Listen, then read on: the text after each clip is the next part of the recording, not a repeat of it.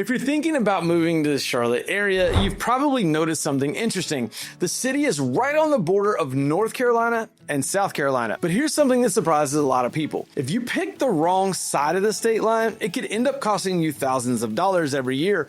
So I'm going to break down something that you need to know about the suburbs on the North Carolina side and the South Carolina side near Charlotte. And by the time we're done, you're going to know exactly where you want to live. So let's get into it. Okay, so let's start with the North Carolina side, because if you're coming from a place where everything costs a little bit more, this might feel familiar. When you're thinking about living on the North Carolina side of the state line, it's important to understand how much things really cost. That's the only way to make a smart decision about where to live. Property taxes in Mecklenburg County have a 0.49% effective rate. This rate applies to your home's assessed value, which is typically close to the market value in this county. And then depending on which city or town you reside in, there's an additional tax for that. For example, the owner of a $400,000 tax value house in Charlotte would pay about $3,067.20 in property taxes under the latest rates. That's about $1,096.40 to the city of Charlotte and $1,970.8 to Mecklenburg County. Here's how that breaks down. You would take the tax value of the home, in this case $400,000, and divide it by 100.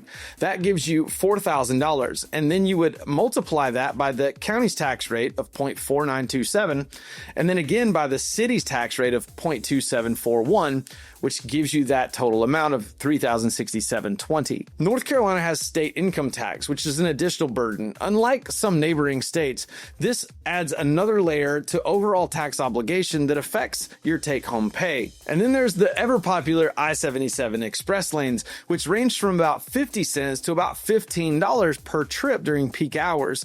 This dynamic pricing means that the commute cost fluctuates based on the traffic demand at that time of day. And then the Monroe Expressway, which is about $2.92 with the North Carolina Quick Pass. This is a fixed rate that provides predictable costs for those using that route daily. Daily commuters experience an average of about $125 weekly in toll costs. For families with two working parents, this expense can easily double. Then there's always the vehicle property tax, several $100s a year annually.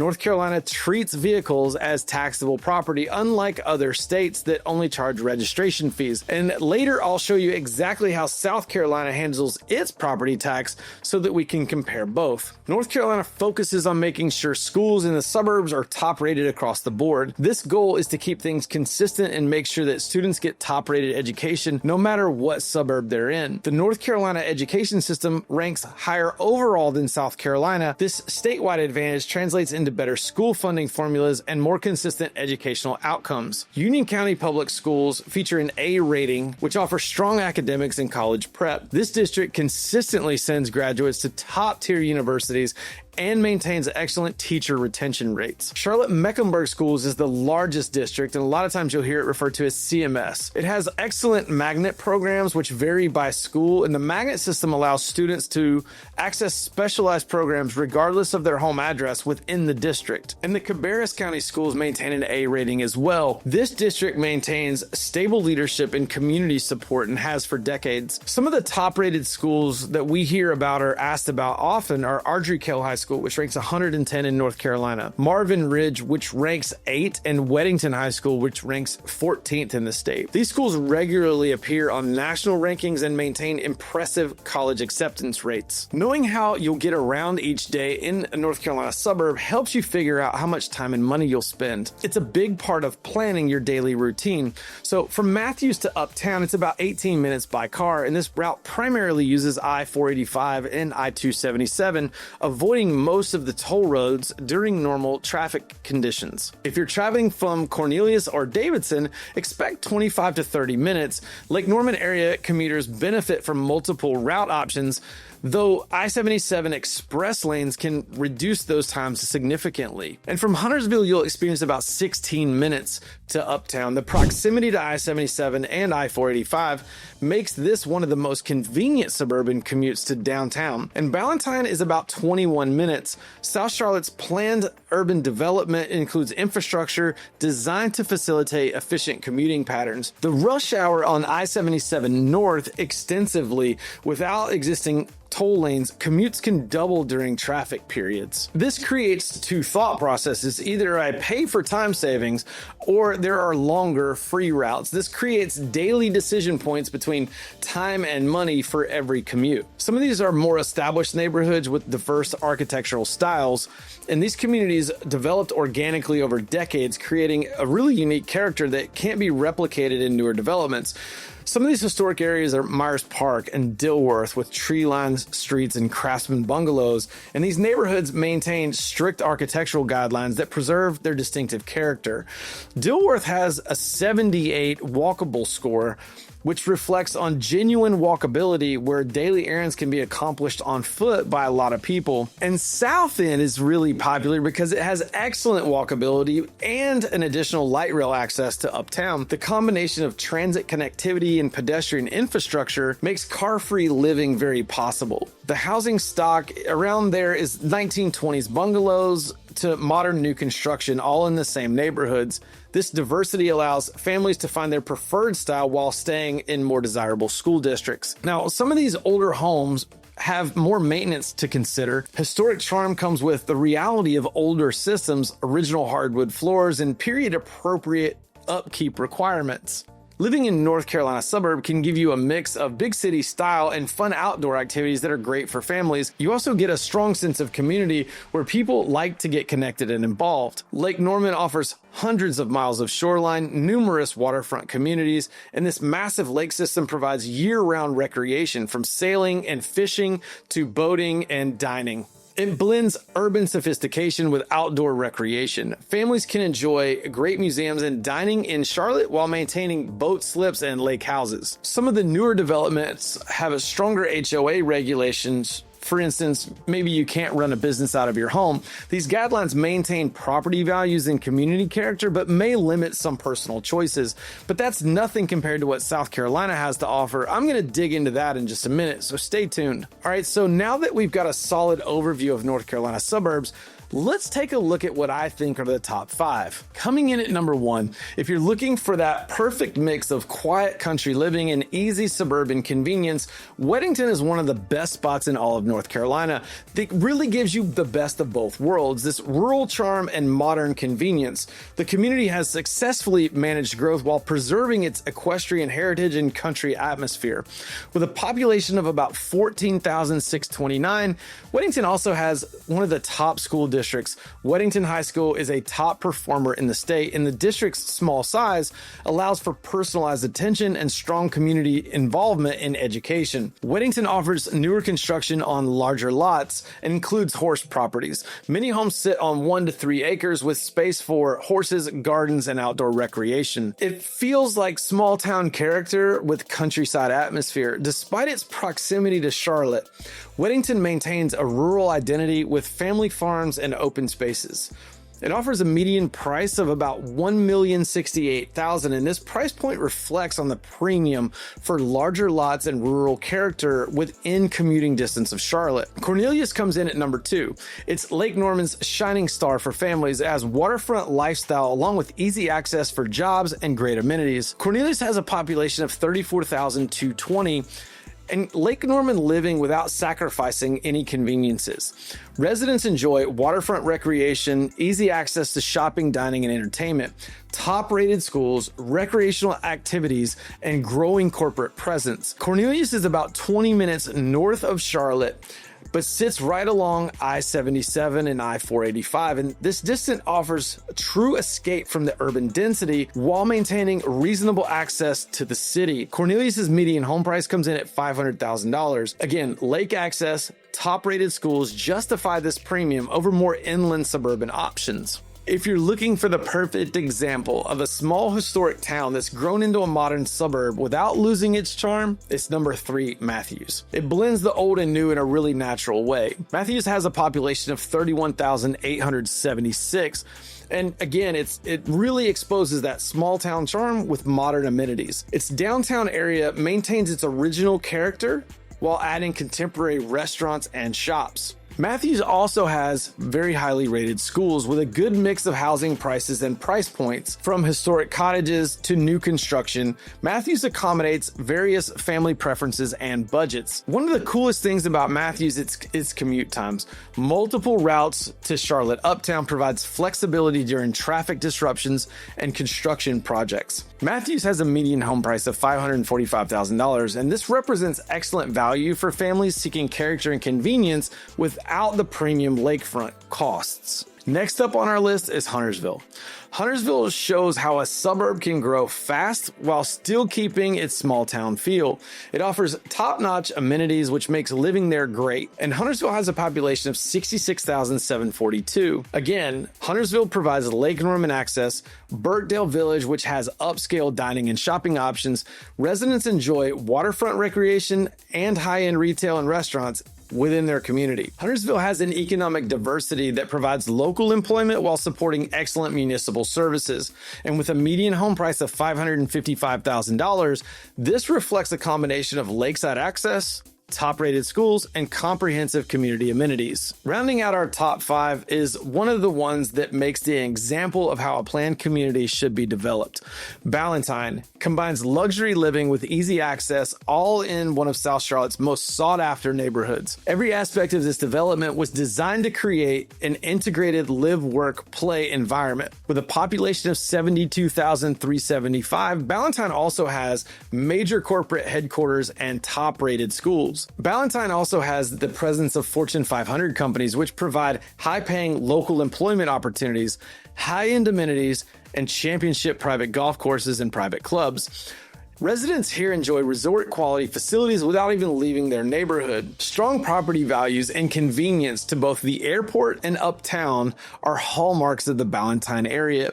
Its convenient location maintains property appreciation while offering urban access. A median home price in Ballantine is $663,000, and this premium pricing reflects the comprehensive amenities and prime location that Ballantine offers.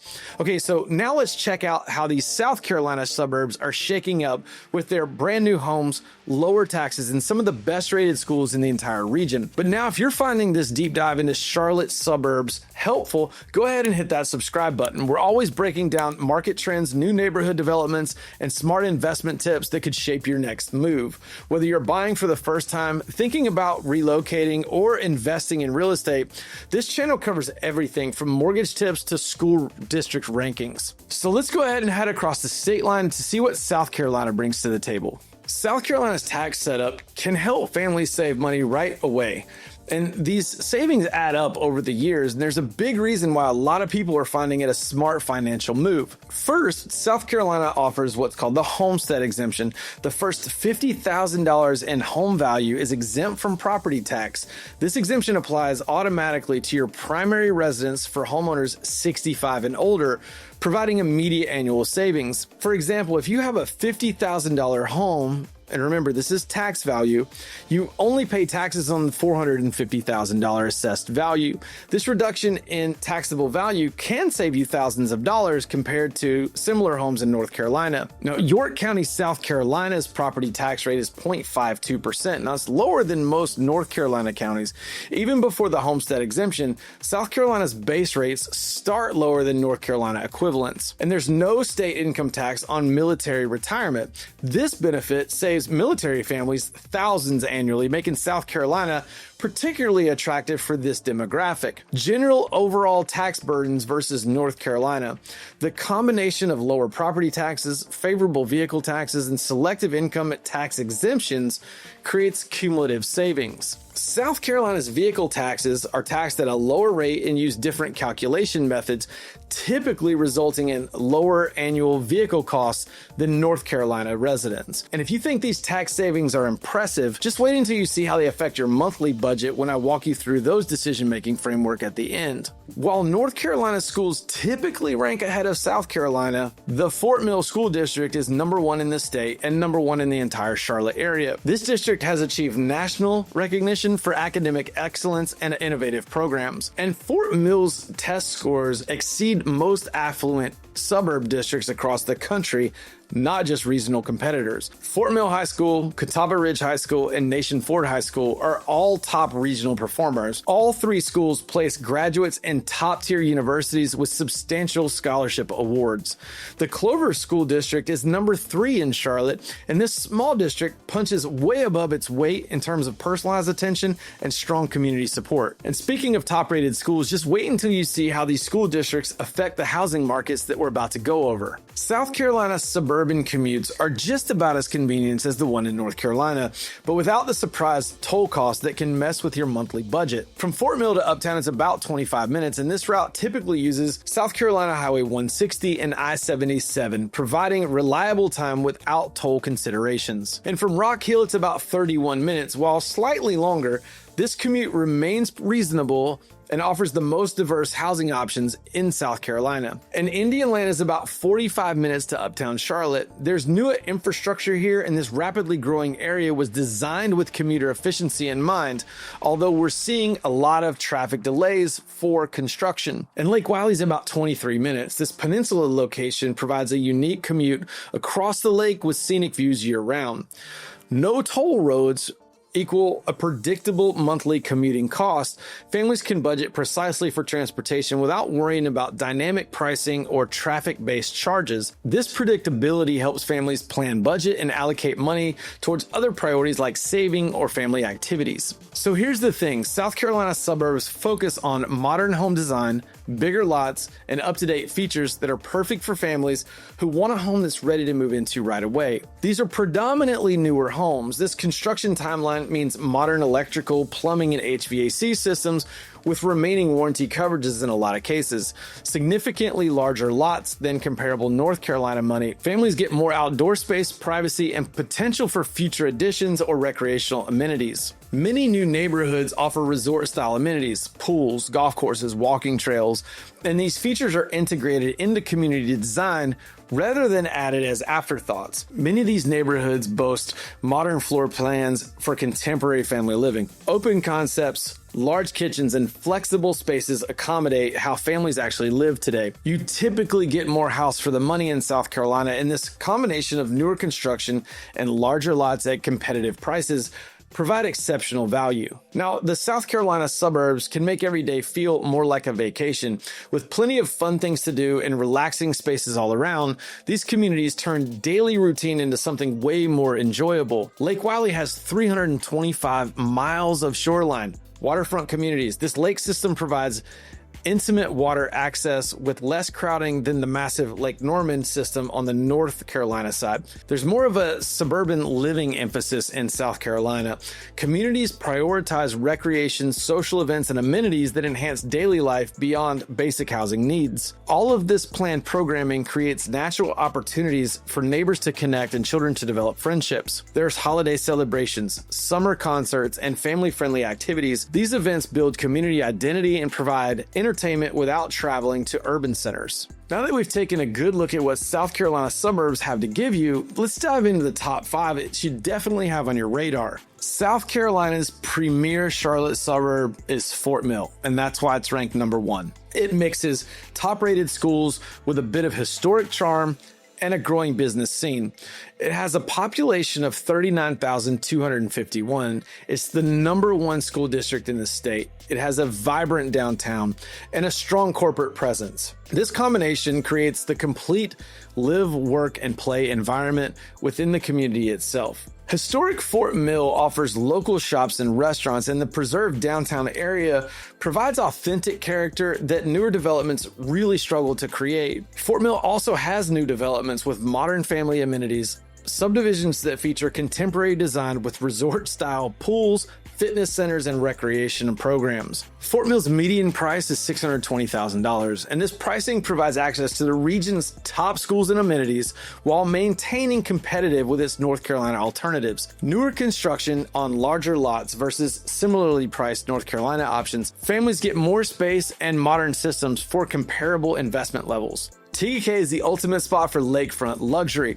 It offers resort-style perks with a close-knit small-town feel right on beautiful Lake Wylie, and that's why it comes in at number 2. Its population is 14,812, and it's a large lakefront planned community on Lake Wylie, which offers every aspect of development designed to maximize water access and recreational opportunities. It's got a beautiful championship golf course and country club with facilities that rival public clubs in terms of quality and maintenance. TGK also offers Fort Mill School District access. Residents enjoy the top-rated schools while living in a more exclusive resort-like environment. And TGK has a median home price of $609,000. This lakefront premium reflects a unique lifestyle and limited inventory in this highly desirable lakefront location. The peninsula setting provides water views and access that would cost significantly more in other metropolitan areas. Indian Land comes in at number 3 and shows what the future suburbs look like.